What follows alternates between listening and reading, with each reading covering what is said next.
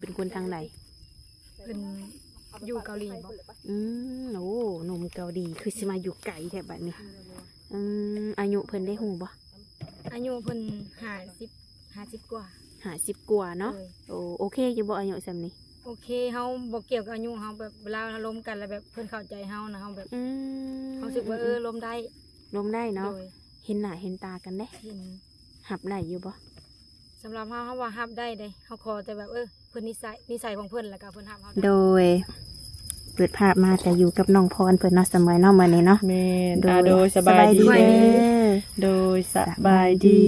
เจ็บซะแล้วหน่อยสบายดีทางน้องพรเพิ่นเนาะเจอกันรอบ2เนาะแม่นเนื่องจากว่ามาถ่ายเปิดใจมื้อนั้นทางเสมอก็มาถ่ายเปิดใจน้องเพิ่นวันนี้มีโอกาสเขากันก็ซะละน้อยอัปเดตเลยเนาะบัดนี้เนาะแม่นนางเปิดใจมีคนโอ้คนดมอยู่บ่น้องละมีผู้หนึ่งเพิ่นโทรหาเพิ่นเมื่อคืนนี้เพิ่นโทรมาบอกเพิ่นว่าเมื่อนั้นบัดบ่ได้โทรเพิ่นขอแต่เมื่อนั้นบ่ได้โทรเด้ค่ะก็เลยแบบ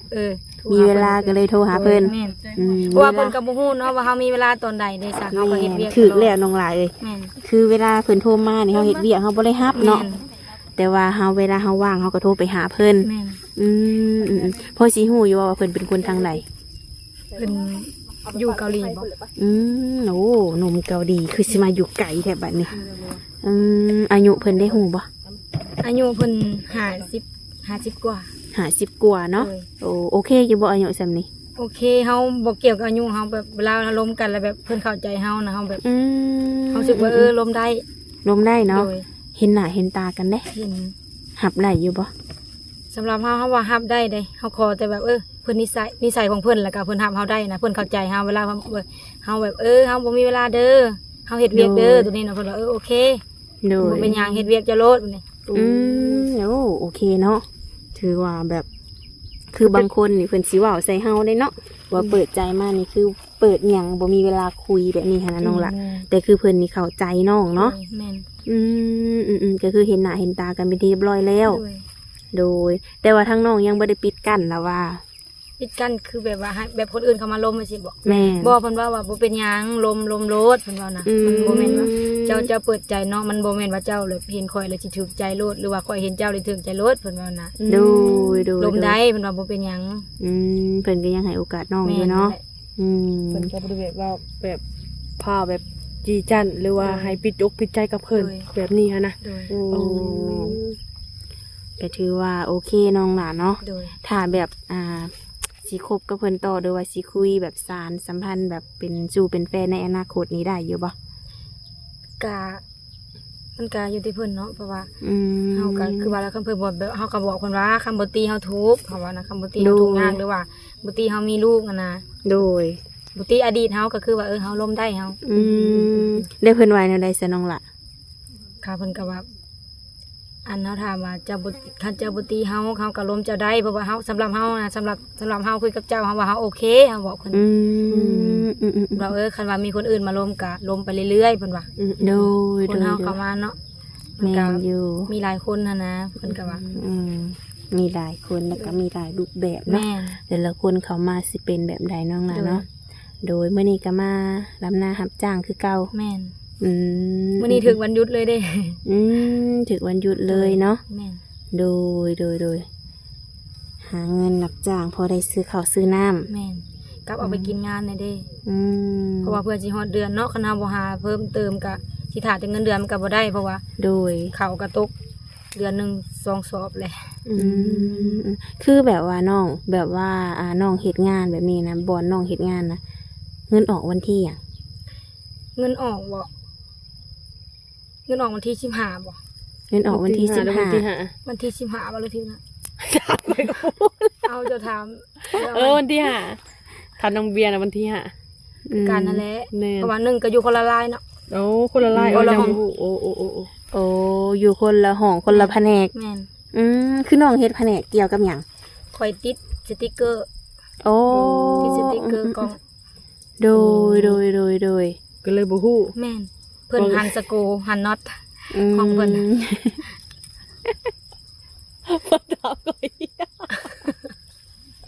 มาถามเลย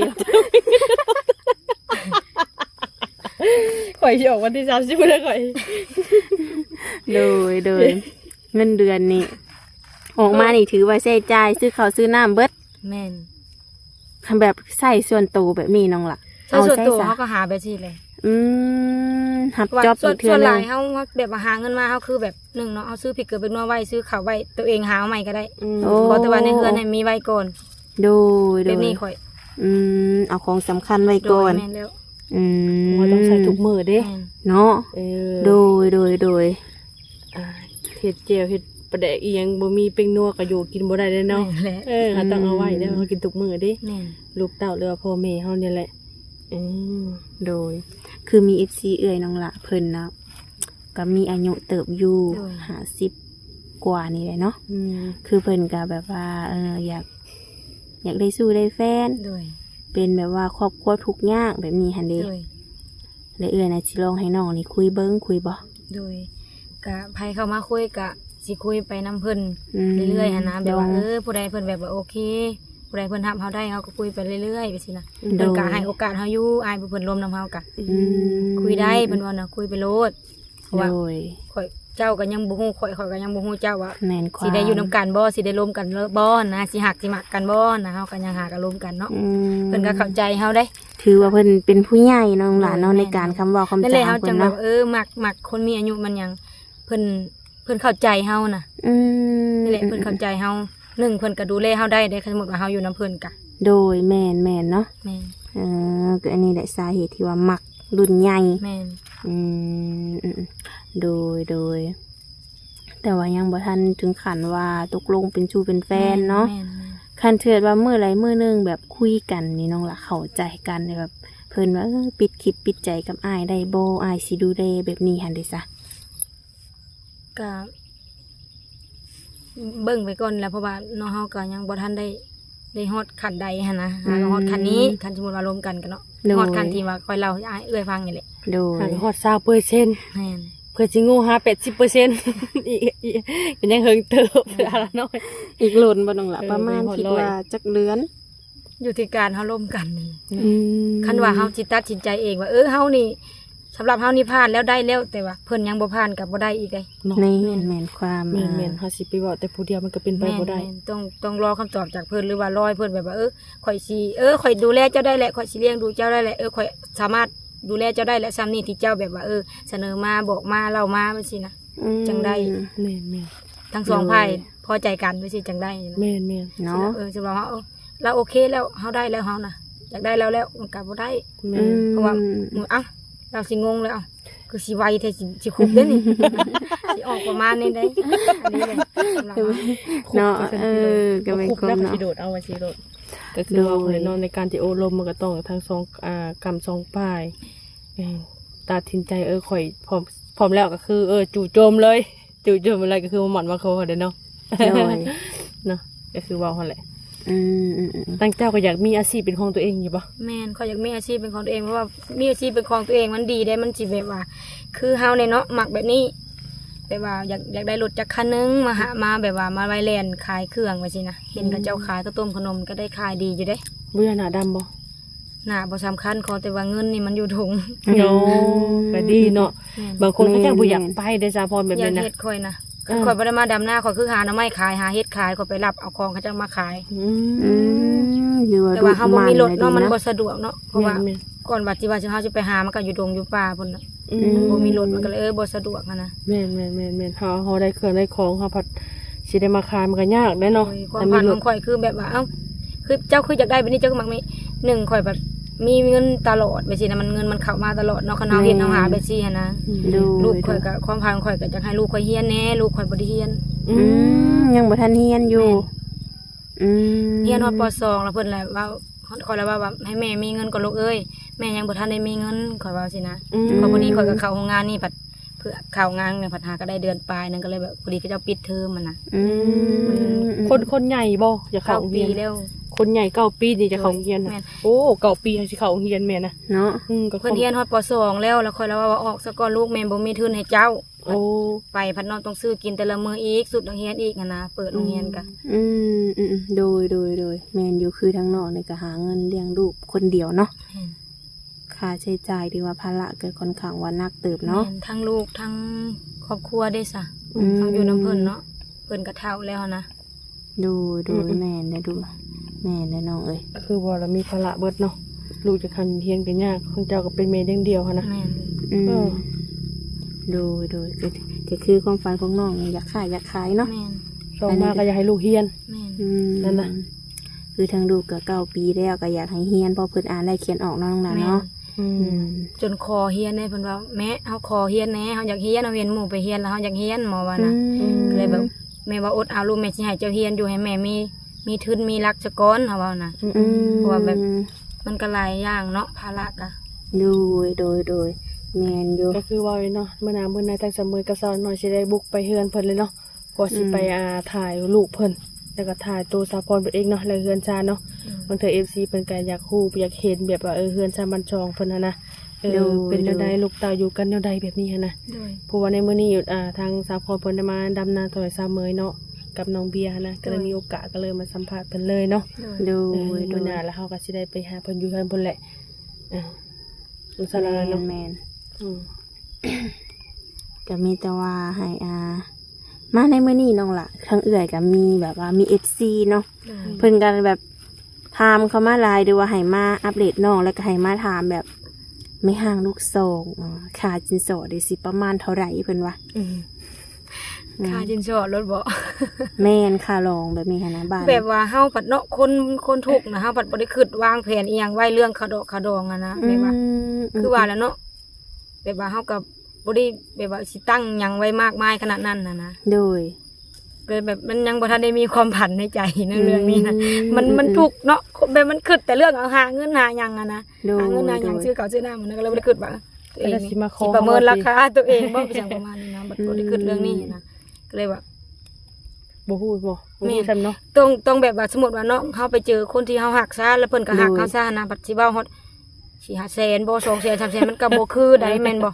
เฮาก็ต้องอยู่ที่แบบว่าเฮาล้มกันก่อนน่ะนะ โดย เฮาบ่กล้าว่าเฮาบ่ขอบ่เว้าได้ว่าเรื่องนี้ เด้อได้ ต้องอยู่ที่คนที่แบบว่าเพิ่นฮักเฮาฮักเพิ่นพอใจต่อกัน แม่น สิไปเอาแบบว่า100,000 200,000 300,000มันก็บ่ได้เด้ เนาะ แม่นเพิ่น พอใจไป เฮา นำ ฮัก เพิ่นเลย กันอยู่บ่นี่เพิ่นว่าเพิ่นสิถามมาได้ล่ะ พอใจไปยืมเขาเลยก็มี เฮาฮักกันอยู่บ่เพิ่นว่า แม่น อันนี้ขอบอกทีหลังได้บ่เพราะว่าต้องพอคนที่แบบว่าใส่ซะก่อนหรือว่าเพิ่นฮักเฮาซะก่อนเฮาฮักเพิ่นซะก่อนจังบอกได้อะนะ จะบอกคำนี้เนาะ แม่น คนที่แบบว่าร่วมกันทุกมื้อ แม่น เลยเพิ่นคิดแบบอยากเอาน้องนี่เป็นลูกเป็นเมียเนาะ ต้องอยู่ที่ความพอใจของเพิ่นได้เฮาบอกไปอ้ายเอ้ยเท่านั้นเท่านี้เด้อ อืม เพิ่นบ่พอใจเพิ่นเปลี่ยนใจก็มีได้อยู่ที่แบบฮักกันก็เกลียดได้เอ้ย เนาะ แม่น ค่าจินจอดเดียวคือแพงแท้บ่ประ มัน มาณ ฮัก นี้ กันอยู่ เนาะ บ่เฮานี่ กำลังสิเข้าหาได้กินฟังขาดสินสอดไปซ้ำเอ้าแล้วไปซ้ำบ่ได้ผู้วางเขาเฉย แม่น ตกใจยังเขาดอง อันนี้แบบว่าบ่แม่นว่าย่านบ่ได้ผู้บ่าวดอกสิว่าเรื่องคดองสิพังแต่แบบว่าคันเฮาสิเว้าไปพัดเอ้าต้องอยู่ที่การพอใจของเพิ่นนะมันจึงเว้าได้ โดยเพิ่นพอใจหรือบ่เนาะ แม่น อันนี้ก็ต้องร่วมกันเนาะน้องหลานเนาะ โดย ก็มีแต่ว่าร่วมกันไปก่อน แม่น เดือน2 เดือนค่อยว่ากันเนาะ แม่น หรือว่าถ้าแบบสิมักหักสิว่าสิมาหอมมาขอดีกันเนาะ แม่น ต้องร่วมกับทางท่าพ่อท่าแม่นํเนาะ แม่น ถูกต้องอะไรทุกคนเลยคือทั้งน้องเพิ่นว่ามาก็มีเหตุผลเนาะ แม่น ทุกสิ่งทุกอย่างต้องทำความรู้จักกันก่อน แม่น แม่น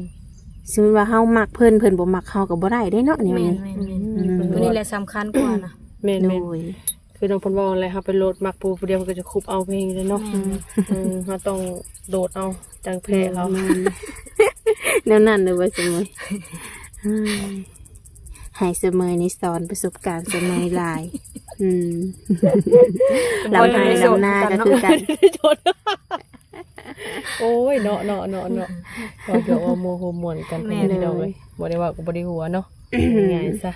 คือมื้อนี้ก็เนาะมา